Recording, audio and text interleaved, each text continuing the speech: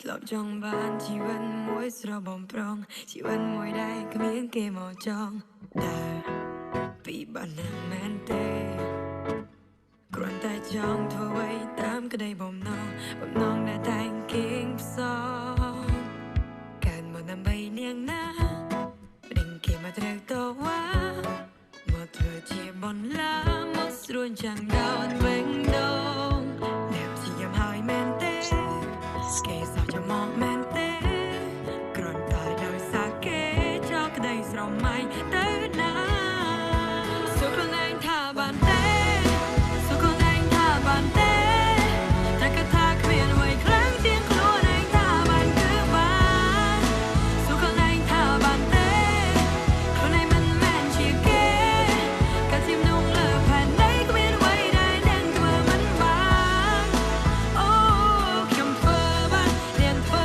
បានយើងធ្វើបានអូគ្មានអ្វីធ្វើមិនបានអូខ្ញុំធ្វើបានយើងធ្វើបានយើងធ្វើបានអូគ្មានអ្វីធ្វើមិនបានឈរលើចំហខ្លួនឯងឈប់ឲ្យមមផុតពីទងសោកចំបីប្រឡែងនឹងភាពឯកាលើកសមបន្ទិញបានទេអ្នកស្អាតថាដឹងទេញញឹមទៀនបានទេដើម្បីជីវិតស្រងថ្លាការមកក៏គេមែនទេតូចចិត្តមិនបានដូចគេតែពេលនាងជោគជ័យរបស់នាងណាសុខខ្លួនឯងថាបានទេសុខខ្លួនឯងថាបានទេតែគេថាគ្មានអ្វីខ្លាំងជាងខ្លួនឯងថាបានគឺបានសុខខ្លួនឯងថាបានទេខ្លួនឯងមិនមែនជាគេកាត់ជាមនុស្សលើផែនដីគ្មានអ្វីដែលនឹងធ្វើមិនបានកុំហងមួយយើងកុំព្រួយវាជាមេរៀនដ៏អង្ចាជូនទាំងភ្នែកកុំយំយែត្រូវគិតថាជារឿងធម្មតាស្គាល់ខ្លួនឯងជាអ្នកណាកុំទុកផ្សាយតាមពីគេថាងើបមកឡើងដើម្បីជីវិតមានបុណ្យលើដូចដួងតារា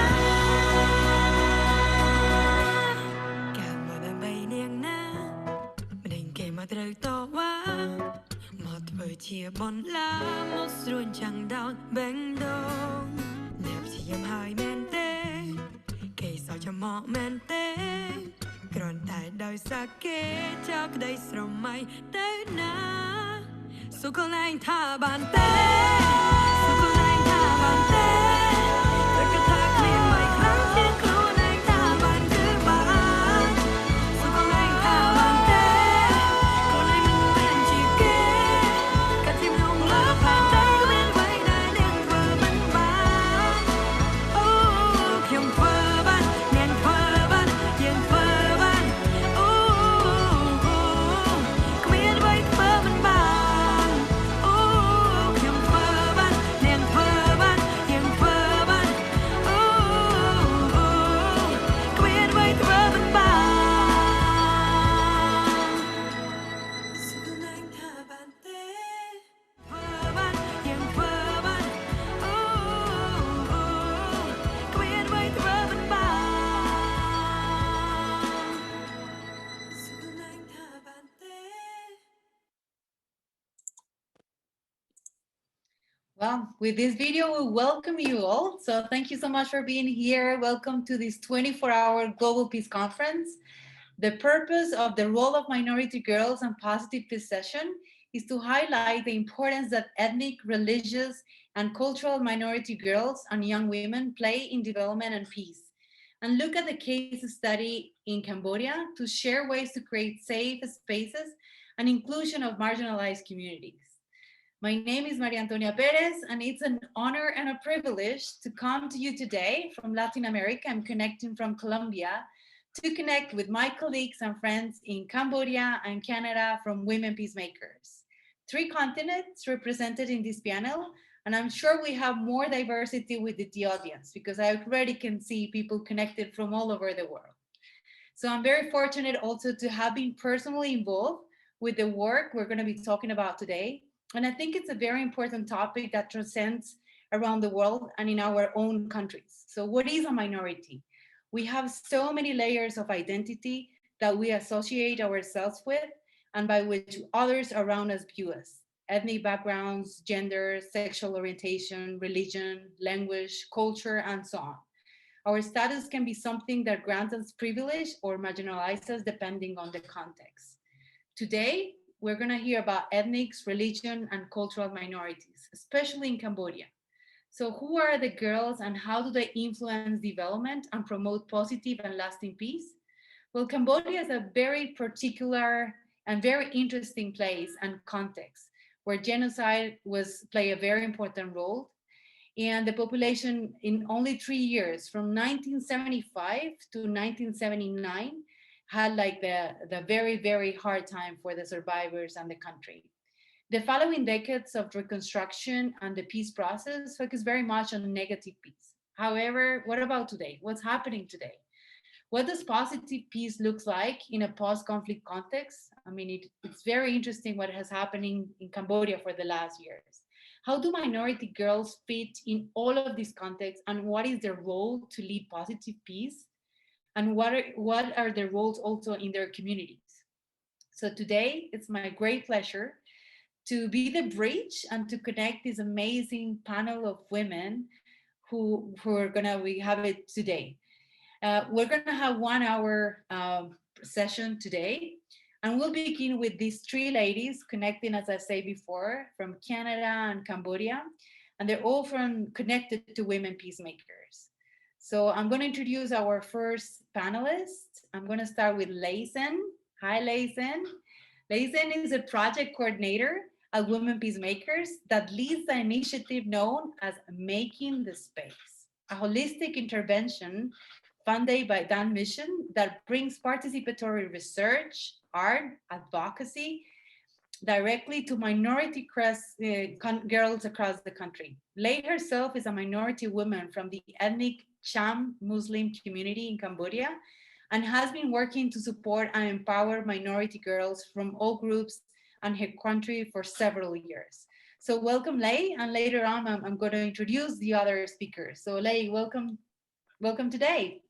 Thank you for the introductions and hello everyone.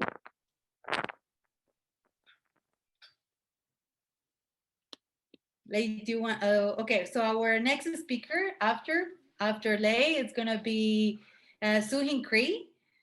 Suhin Cree has been leading the organization Women Peacemakers since 1916, better known as HING. We call her HING. She has been transforming women peacemakers into a regional leader working at the intersection of gender and peace building.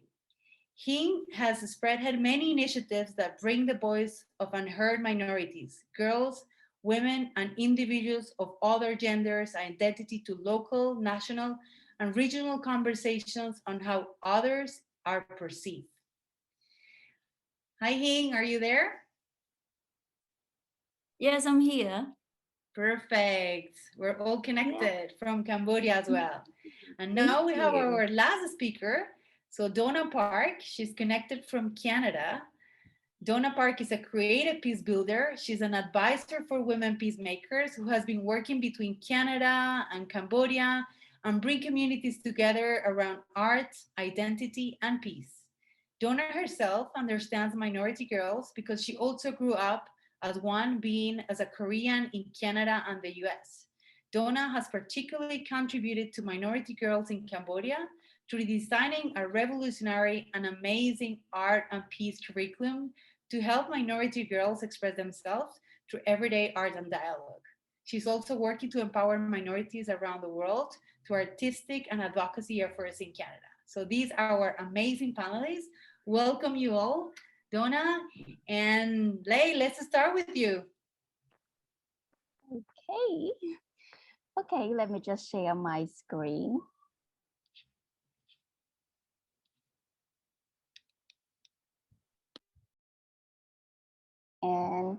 thank you everyone for being here, regardless of the pandemics. And it's really great to connect with everyone and welcome to the session. So today's session is basically on the roles of minority girls in positive peace building. And as me, myself, a minority girl in Cambodia, I've been seeing myself in the project, which is the reason why that I am working in this field. And it would be like an eye-opening to see the process and how I can contribute to the minorities and also giving back to the communities and seeing the difference. So I'll be sharing a little bit briefly on making the space project and the context, some of the findings that we have found, and also the fact that we have all the approaches to applied in the project. So I'll be sharing it today, and hopefully you can connect and see the difference, and maybe you can apply these approaches to your future work. And okay, let's start it. So yes, first I'll begin with some of the projects. So basically it's a 2.5 years project. We call it Making the Space, but in full it's Making the Space Voices from the Girls of Minority Communities. In short, we call it Making the Space, and the objective of the project is to support the adolescent girls, and those girls comes from minority communities, and we support them to empower them to voice up and like their concerns, their challenges to the duty barriers and the stakeholders, and basically through dialogues and arts.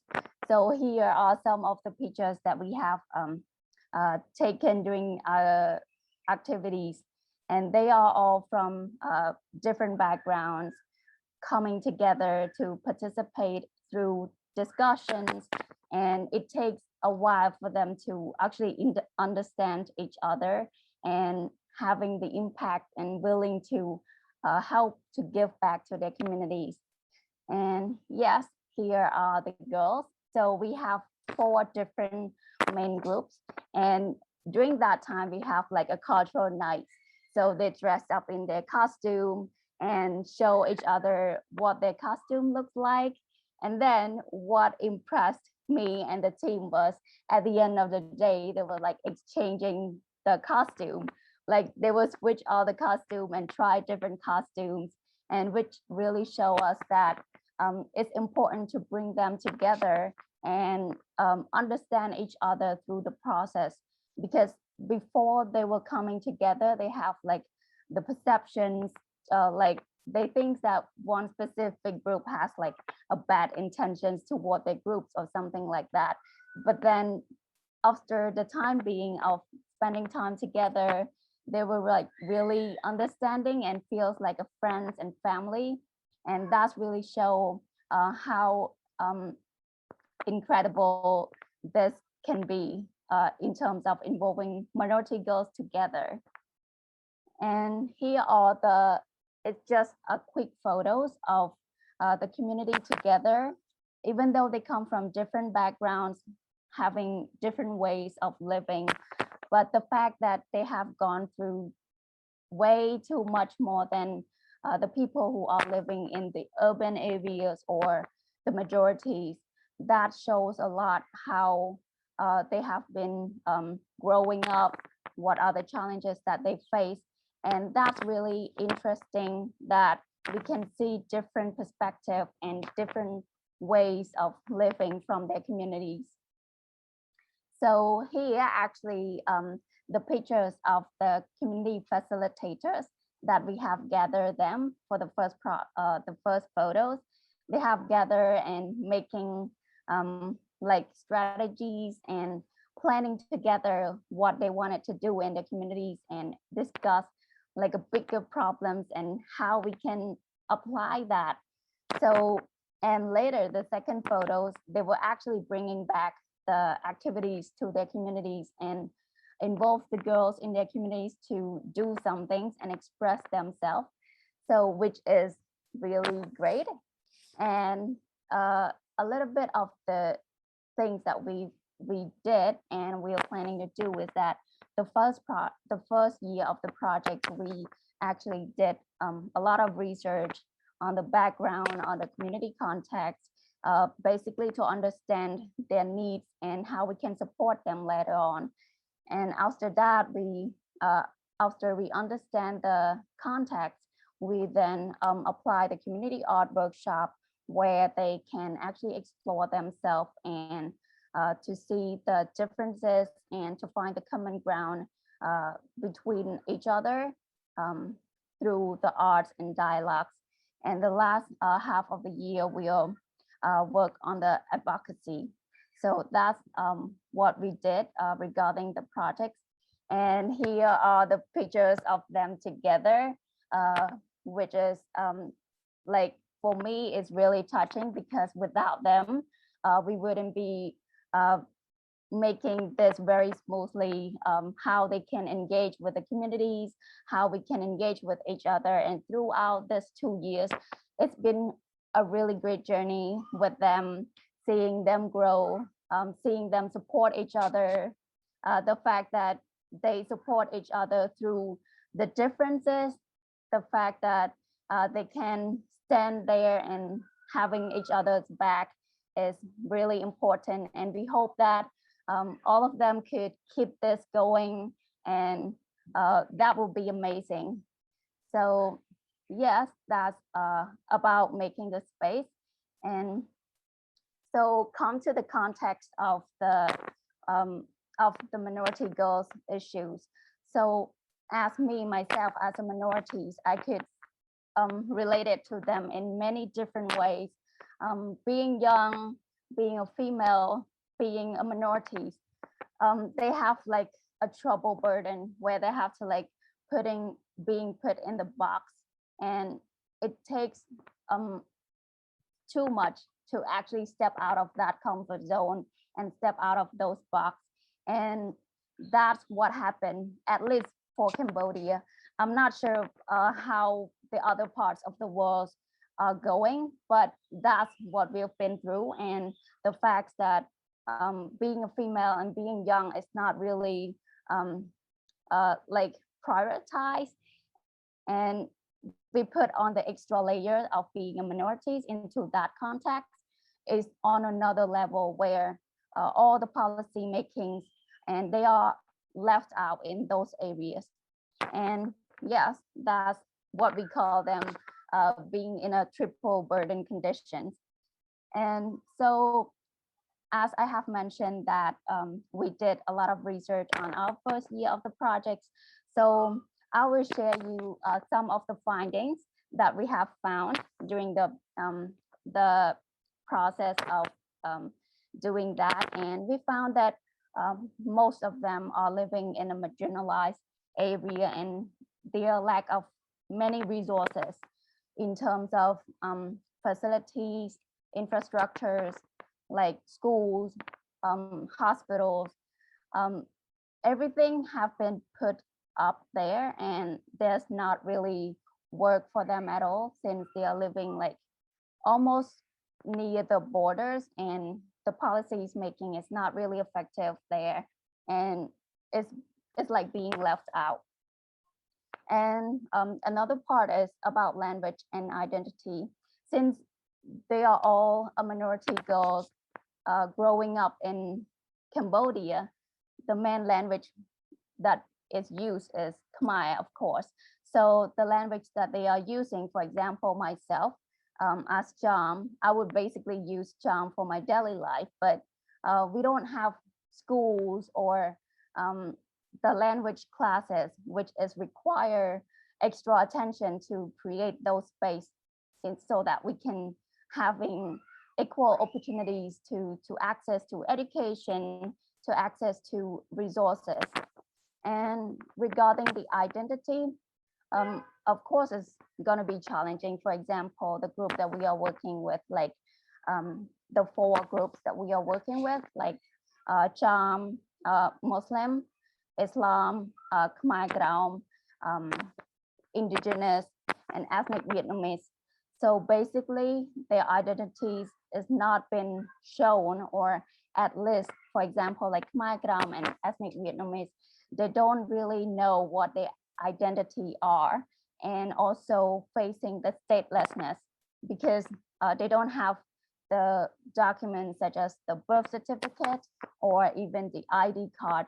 So that stopped them from access to most of the opportunities like going to schools or getting job. Those kind of stuff has been challenging for them. And especially we found that most of the girls who are a minority girls, they couldn't access most of the education system. Like going to school would be like a really big challenges for them. And also if they quit school, the options that they have is going to the factories or doing farming or getting married early, like at the age of 15, 16 or 17, which is mostly below the age of 18. And another main problem is related to the cultural perceptions or like cultural norms. Being a girl in the minority communities is like having to put up in the box because there's no much space for us to be like, to have our own freedom to do what we wanted to do, maybe being judged, having too much responsibilities, living in the patriarchy. So that's what we have been through, and probably most of the minority girls would be related to this as well. And also regarding the healthcare, they do not understand much about, like, for example, sexual and reproductive health. They couldn't access to that care. And also that's really hard for them when they have like a health issues and that kind of stuff. And most of all, they also, most of them were being discriminated, like having those stereotype people have toward them is kind of like views people differently. For example, like being charm can be seen as able to use like dark magic.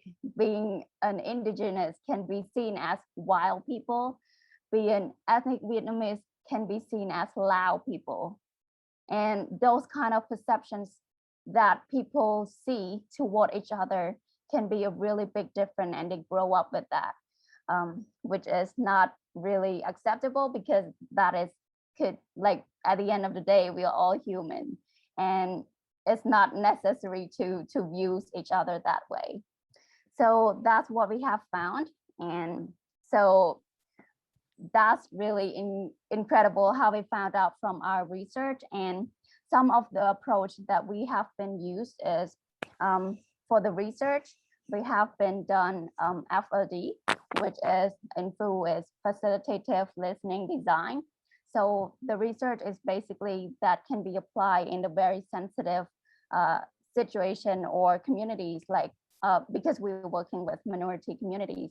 Of course, there come with consequences that people do not really care about that, and they are not open up. Like for me as well, when I was younger, I wouldn't be opening up to everyone that I've met. So it's been a really good method that we can engage with the girls personally, and they feel comfortable to share us their stories, because we didn't use the notes or records and stuff. So basically the listeners, the person who going to do the research, putting their 100% into listening to them and seeing to understand them and using empathy so that they feel comfortable to share. And our young researchers was the girl that I've shown you earlier of the pictures of them. And they've been incredible of getting us the stories, helping us to understand most of the concepts of the work. And of course, we also have done the survey in extra to the FLD. We did focus group discussion with the elders, the intergenerations, that help us to understand more, not only from the girls, but also from the elders' perspective to actually see a bigger picture how is it different, how we can help them, and how we can make it better. So after we learned that from them, so we are working to design the community art workshop where we have a space for them to come together and share their stories, learning about their identity, the gender, like sexual and reproductive health and all those kind of stuff by using arts. And it's been really helpful for us as well to actually making them have fun. At the same time, they could express themselves through those arts activities and through the products. And they are very talented, and seeing them was really excited to see how this could be a bigger thing in the future. And so at the last half of the project, we are planning on having like advocacy. So we'll use those arts into the exhibitions. We'll have the books that we are currently working on. So it will be publishing by then. And also we'll have the documentary, which is all those components come together. We hopefully that it will be bringing more attention and awareness to other people, and hopefully to interest more people to work on minority girls. And last but not least, I would say, even though we are supporting those minority girls, but at the end of the day, they are the future and they should be empowered to voice themselves and making an impact in their own communities and starting to come together. So hopefully this is a good sharing, and you could see how we can connect to this in the future, and maybe you could find it one of the approaches could be work in your context as well. And thank you. Thank you, Lei. Thank you so much for making it a personal journey. I think many people are already connected to your story, and we're going to be having the breakout sessions or the breakout rooms after to share also how is this connected to other countries and other people. So thank you so much, Lei. She talked about the journey, about the layers, the strategies, and the challenges. So now that we're talking about challenges, now I want to introduce you to our second speaker. Now we have Suhin Cree. And as I said before, she is the Executive Director of Women Peacemaker. So welcome, and it's great to have you here to know more about Women Peacemakers and how everything is starting to connect globally.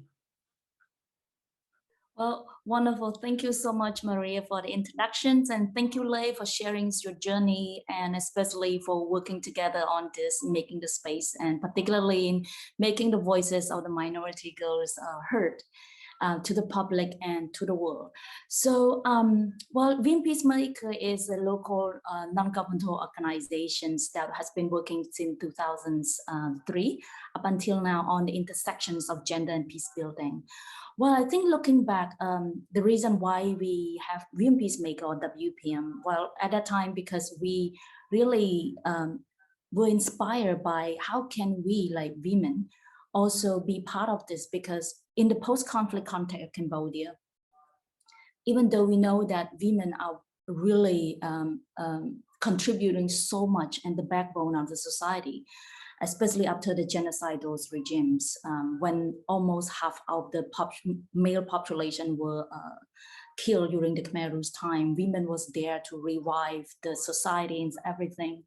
But during the peace process, there was no one female at all in the peace negotiation table back then during our Paris Peace Agreement in 1991.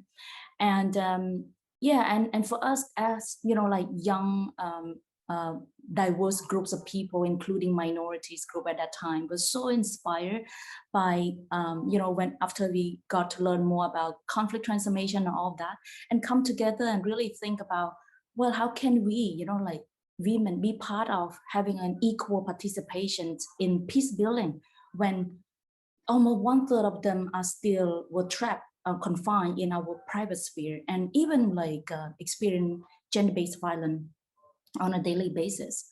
Well, as we're looking back, like since 2000 with the United Nations Resolution 1325, the world started to recognize the significant role of women in preventing and resolving conflict, while also call for an equal participation of women in peace building process.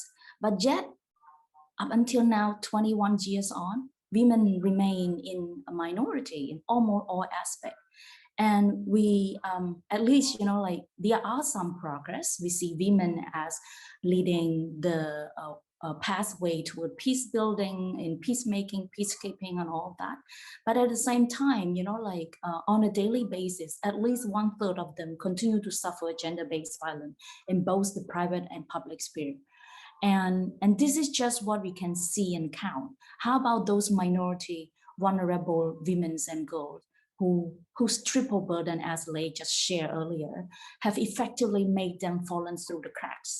Are they still counted? Is it like, what is their role in peace, in building positive peace? And as said, like peace, we all know it's beyond the absence of war and all of that. And that is a more sustainable peace must be inclusive and resilient enough to respond to any violent shock without resorting to violence. And well, if we according to the peace, positive peace index of the Institute of Economic and Peace, positive peace was like, to make it more tangible, it have contained these 8 peace pillars to be specific. And one of which that was stated is that the acceptance of the rights of others.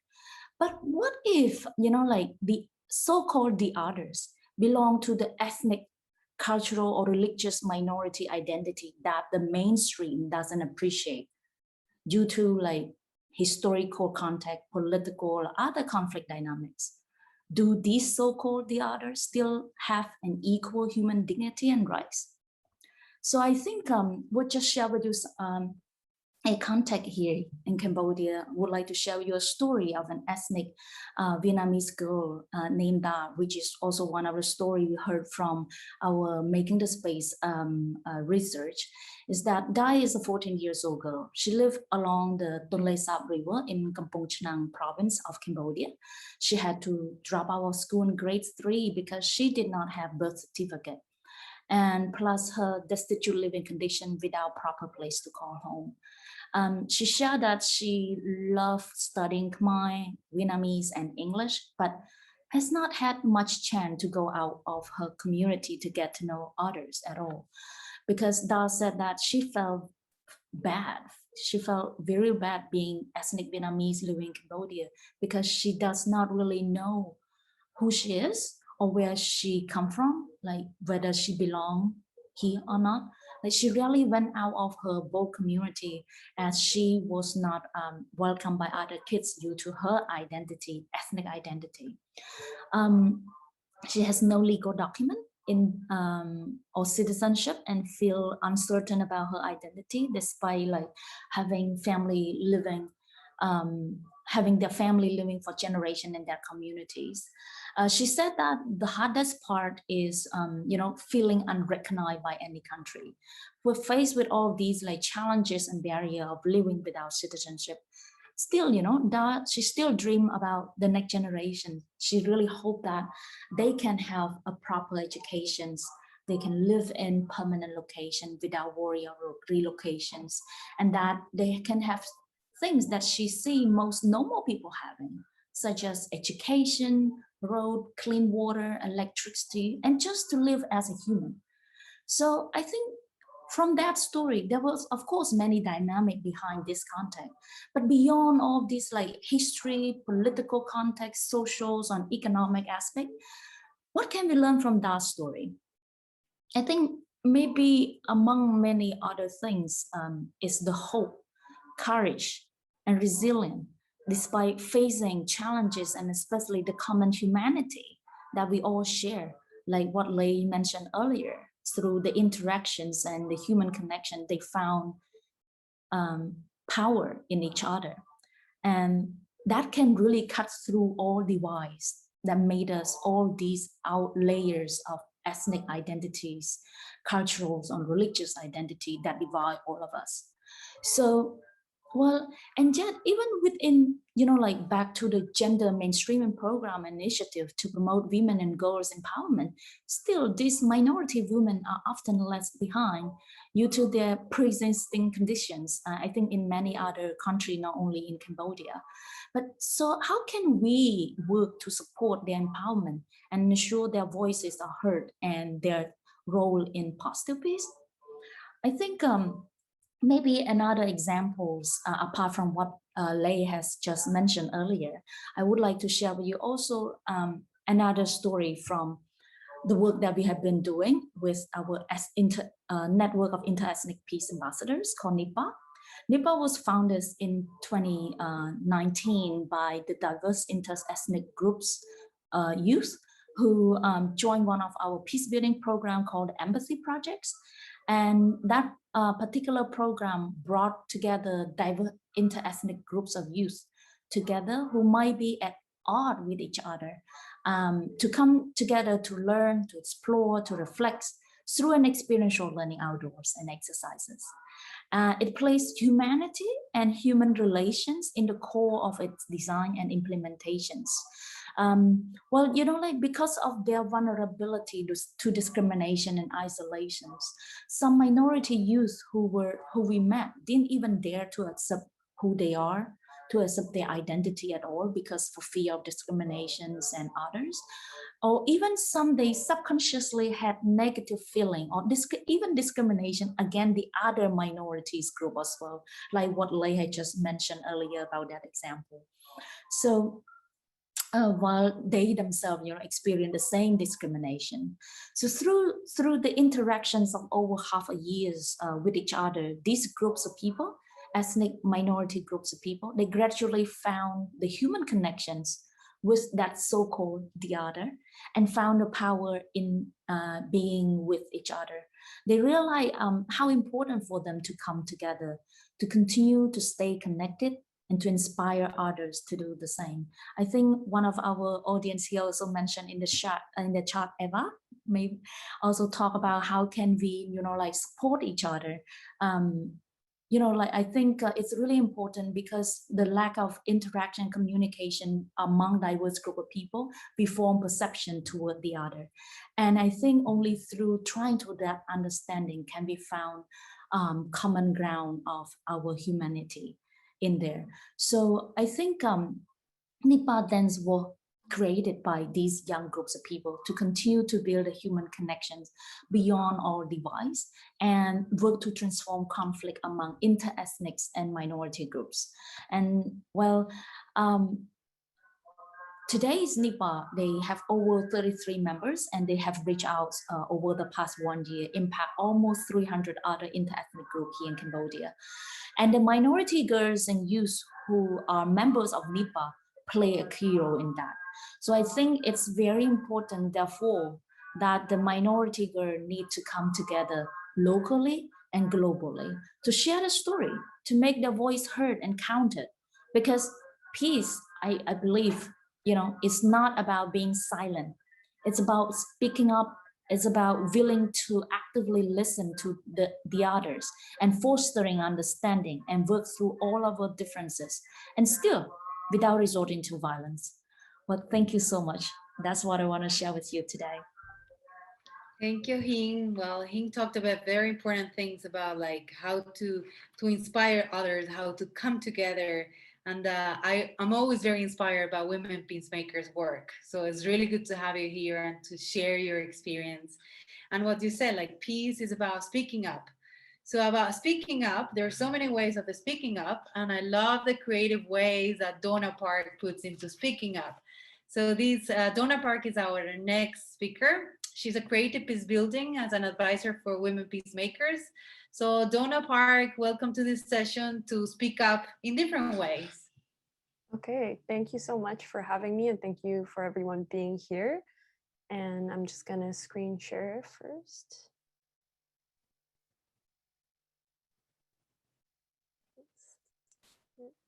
There we go.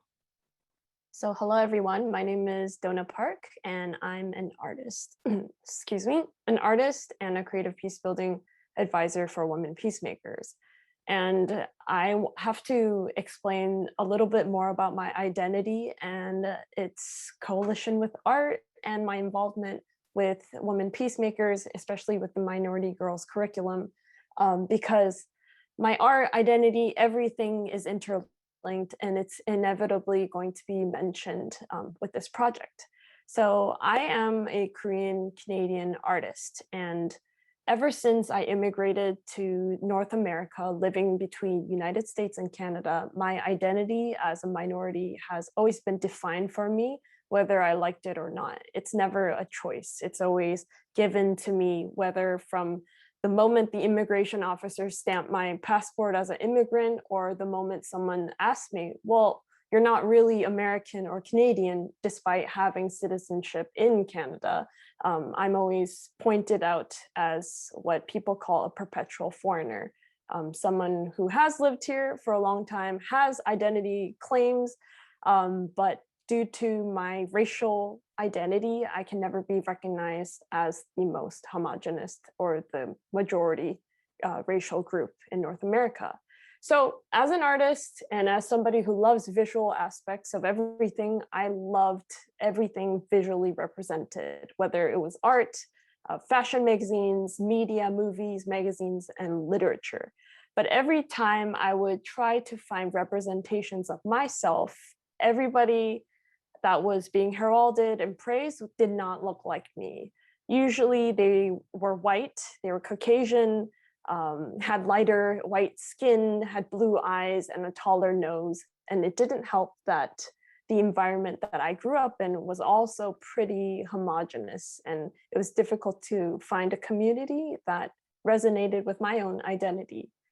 And I found out that decolonizing this perception of myself came through a very long process, and it is still a process for me as a Asian growing up in North America. And that kind of theme I wanted to infuse with my art. So in these images, I wanted to empower myself as well as other Asian immigrant students or people just like me, to feel passionate about their culture, to feel passionate about the way that they are beautifully born, just the way they are. And in this image, I wanted to portray aspects of my Korean culture that I felt so ashamed of for years, for decades.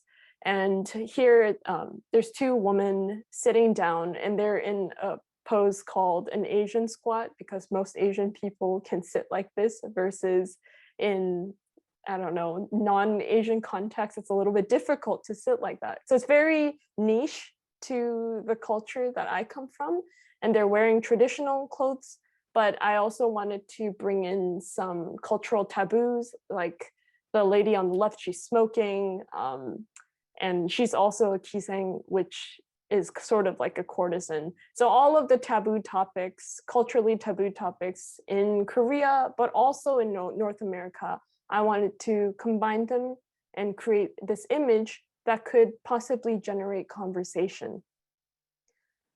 And this is some of the work that I do just in my own practice. I always incorporate images of women in nature, and also aspects of my identity. And over the long run, I recognize that most people who resonate with my artwork are people who are like me, who were seen as different, who are ethnic minorities.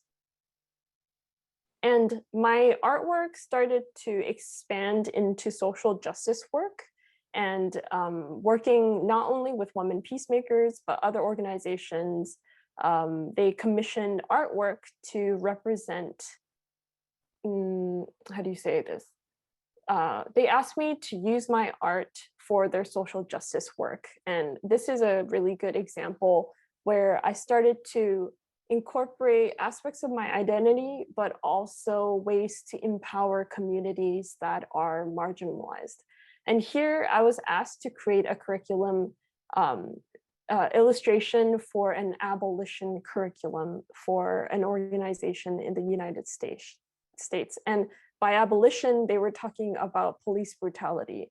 Like, can we imagine a world where there is no police brutality for Brown, Black, and Indigenous communities in the United States?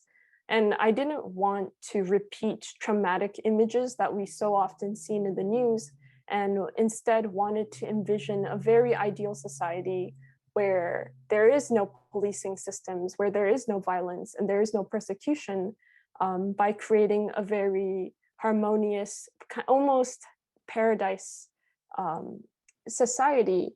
And at first I was very skeptical in envisioning such a idyllic vision, but I also realized that we can use art to create ideals, to create dreams in order for us to actualize it. We need to dream it in order for it to actually happen.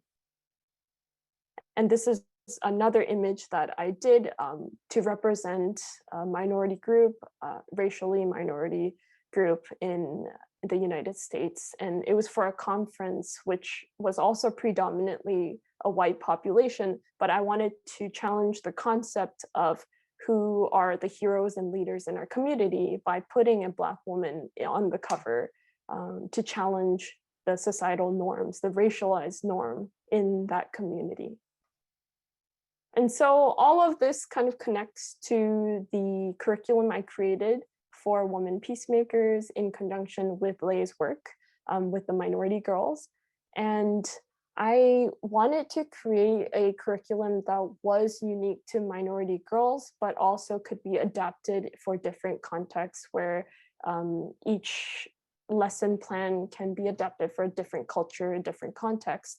However, when I was in conversation with Leigh, I did want to make sure I was sensitive to the needs of her community and the communities that she worked with.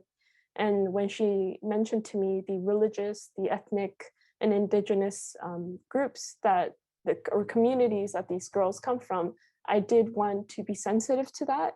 And I wanted the curriculum not only to touch on aspects of their identity, but also create a neutral ground where they can have a conversation, but also feel like they have ownership over what they create. Because art is very flexible, and it can be manipulated or it can be used to perpetuate harm, but it can also be used to perpetuate peace and conversation, and it can be a way to address a tension and conflict and grow into an opportunity. And I thought that it would be healthy to process their inner thoughts, just having a medium to work with.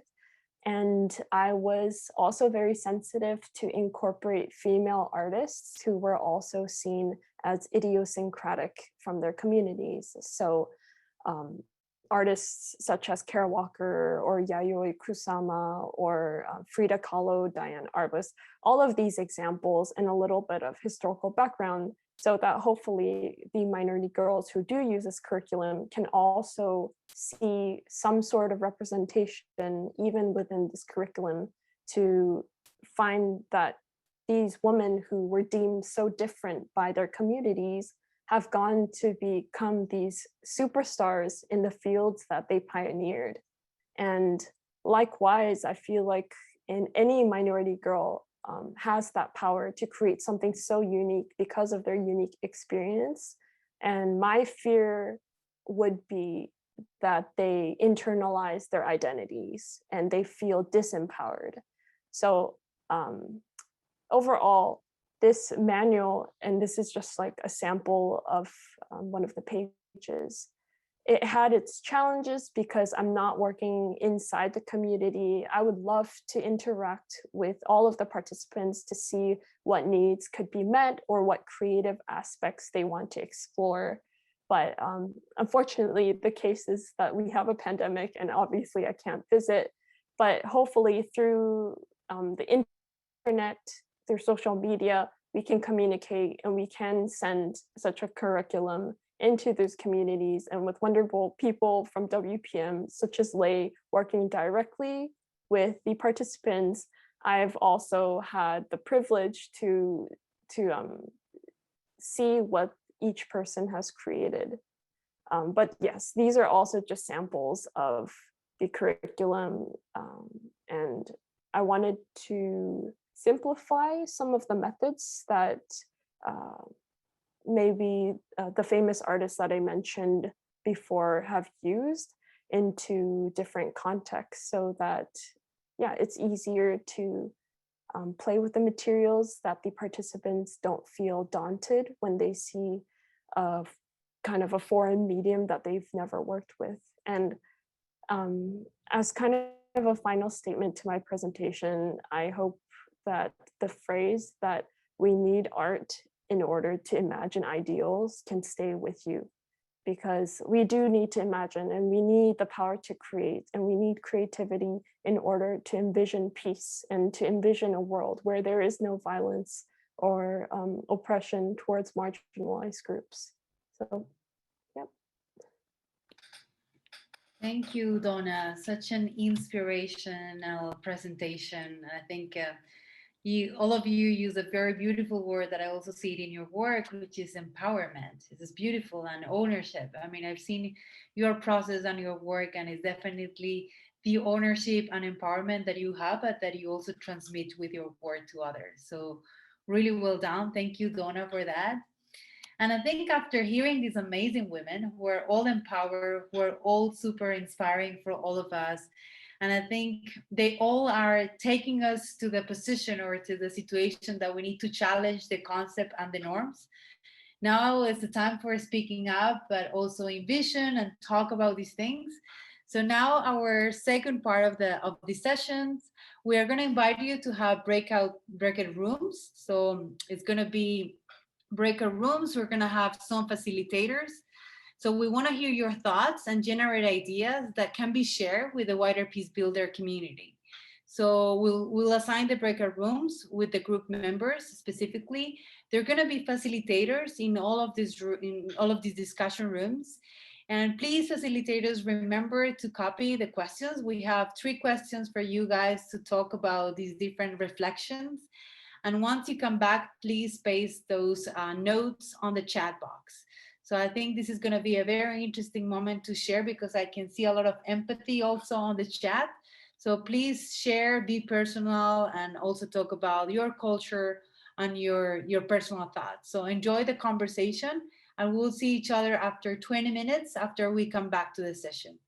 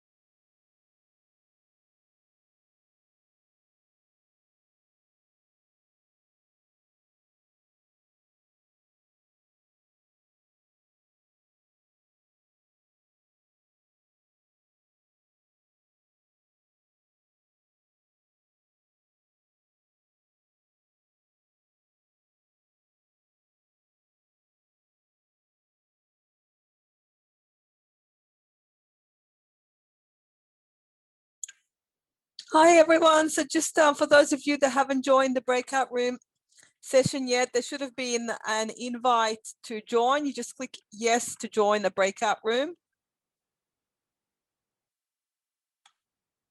And if any speakers would like to go into any breakout rooms, please let us know and we'll assign you to a room.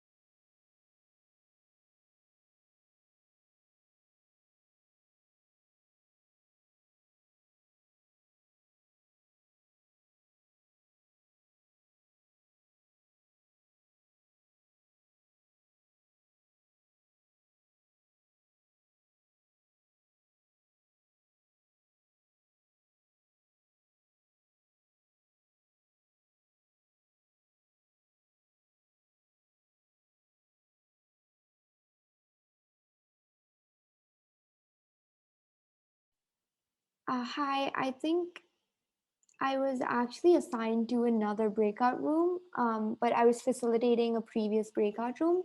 So if I could be put in the breakout room called Salva, that would be great. Okay, I'll check.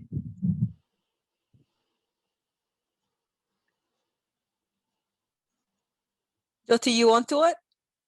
Yes, yes. Okay, thanks.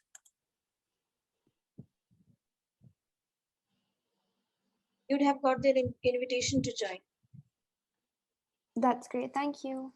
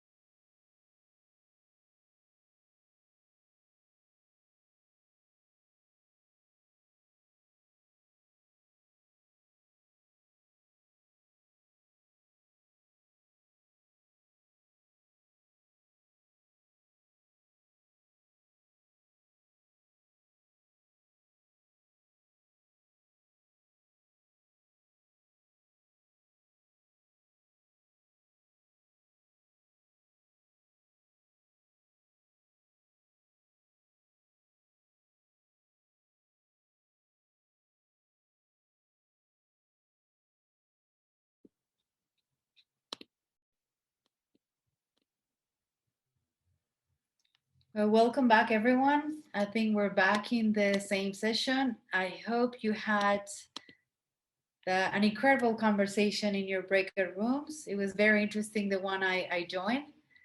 So we had like 6 different breakout rooms. We have Sabat, Sarah, Sarita, Shimara, Roshan, and Salwa. So I would like to ask them if they can do like a brief highlight of their session. That would be amazing. We don't have much time, but if they're brief and they can share like the highlights or what was the most important thing that you talked about in your groups. So from the facilitators, who wants to start? I can start, Maria. Perfect. Although it was agreed that Stevan from my group would be reporting, but since we could not make the notes, I will just highlight 2 key points. The Cambodian government has identified 36 minority groups, and I had only 2 participants in my session, Linmei and Stevan and myself. And then they live in remote areas, and there are some focused geographical areas where the minorities live. So intersectionality is really important. And there is still spiritual beliefs and cultural discrimination towards the minorities, and no access to basic state services. And for the question number 3, what can be done through global peacemakers, women peacemakers, is, I'm speaking fast because in the interest of time, they can raise awareness about the potentials that the minorities have, and ensuring their livelihood and income generation opportunity is going to be an urgent need in near future, because the place where they reside is really challenging for their ensuring livelihood. Thank you. Thank you, Sarita. That was great. Amazing. Intersectionality and many other things. Great. Who wants to go next? I can go next if that's okay. So thank you so much, everyone, Perfect, and thank you Selwa. for this opportunity. I think I'll just kind of highlight 3 key points from the 3 key questions that we were essentially discussing. To echo what Ms. Sarita actually mentioned, intersectionality is definitely something that's very crucial, because we have minority groups that are minorities in several different ways with respect to gender, with respect to caste, ethnicities. So when all those intersections come together, the marginalization increases even further, and more efforts are needed to actually make them more included and feel more safe. What we actually discussed was not specific to the Cambodia case study, but also in a larger sense of what community can be defined as. And I think the most crucial takeaway from that was that that we don't necessarily need to find community amongst individuals who share the same identities as us, but instead with individuals who come from diverse backgrounds, so that we are able to develop that sense of empathy, tolerance, and identify solutions and learn from each other.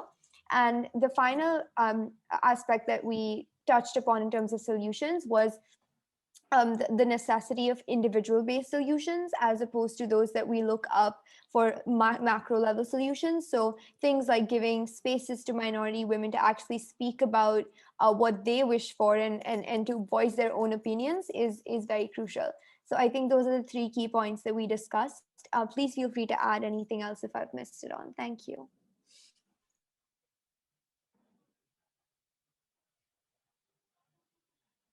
Thank you, Salwa. That was a great summary of our group. Okay, group number 3, who wants to go next? Sarah, Roshan, Sabado, Shimara?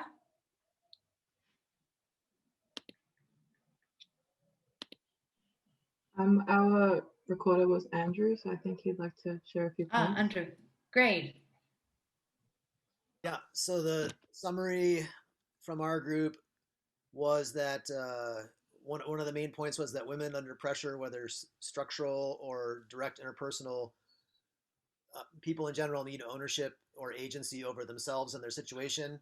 And if there's a historical or structural harm and it's not resolved in a systematic way, that will continue towards further destruction. And that ownership agency might mean tools, education, support, whatever, for people's own leaders, their own leaders and their own leadership. So that would hopefully support a connection to their own ethnicity or culture or other connection to a sense of community and being a part of something bigger than themselves rather than feeling isolated or victimized or yeah, that's what we had. Thank you, Andrew. It seems like a great discussion. Ownership. I also mentioned that word before that I loved it. So thank you so much for the summary. Who wants to go there? Roshan, do you want to go next? Yes, I could go next. We had a very small group, 3 persons like the others. And the main things that we came out with is, one, that culture needs to change. More people should be welcomed and accepted. So we transform the culture so that they don't have obstacles when the minorities come into our community like immigrants. That is one main point we had.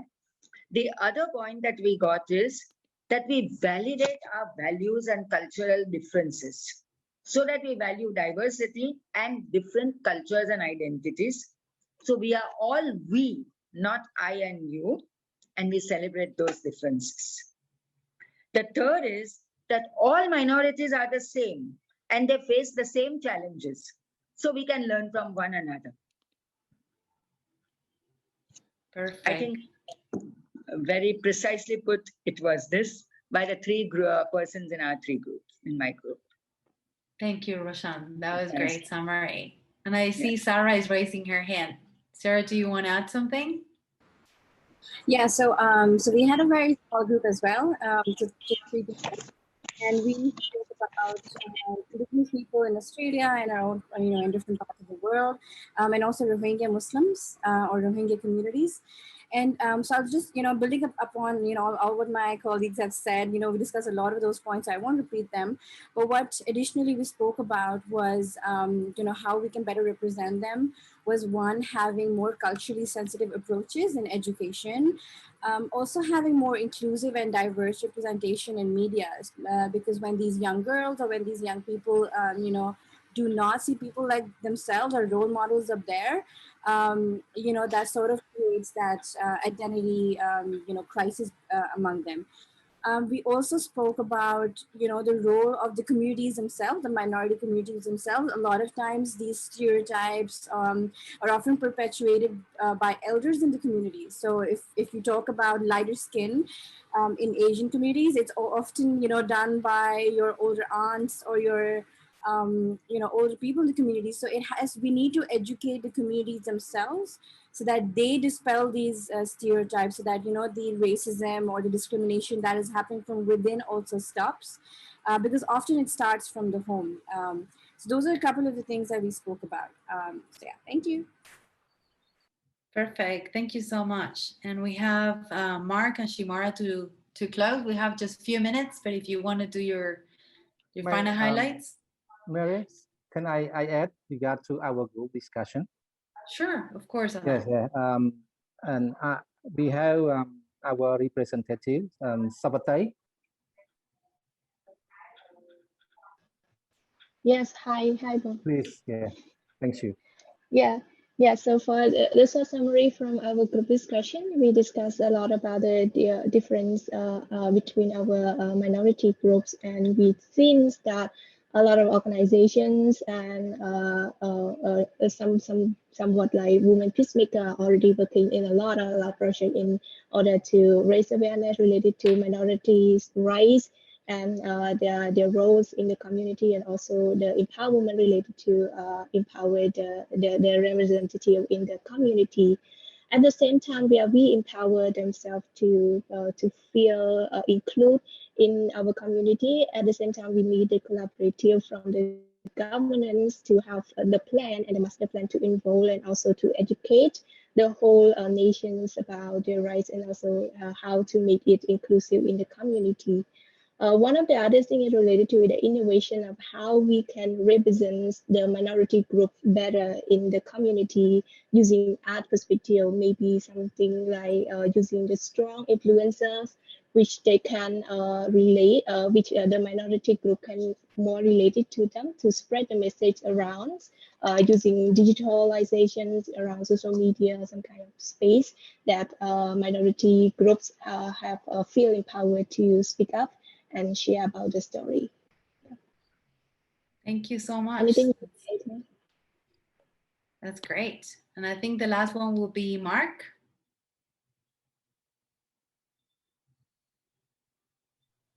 I was actually in the room with Shimara, and so I deferred to her. Okay, perfect. So I think we have already all the groups, and we're running out of time, but we don't have time for final Q&A, but I don't want to end up this session without taking all the participants, the amazing speakers we had. And also I want to thank you all for joining at this time, if it's morning, night, for being part of this great conference that is just starting today. Remember, there are 24 hours. The agenda is just starting, so please go to Hopping and continue in the agenda. If you want to see more videos and the program, also go to the website of the Rotary Peace Fellows Association. As a Peace Fellow, I'm really honored and very happy to say that the material that we have there, the publications, the videos, everything is amazing, and it will give us more inspirational, more tools to speak up. And if you're also willing to donate and connect to other fellows, also the links are going to be sharing the platform. So I want to finish this event thanking everyone, also the team, the tech team that is behind everything, all of these things. We're all connected from different parts of the world thanks to their work, and the organizers of the conference. So we have to finish the session. Thank you so much, everyone, for being here. Muchas gracias. It was a pleasure having you connected. We have more than 40 people connected today, our facilitators that guide us through these conversations, and good to see many familiar faces. So continue with the program because it's going to be amazing. Great, thank you so much. Yes. Bye, everyone. Bye. Thank you, everyone. Bye. Bye-bye.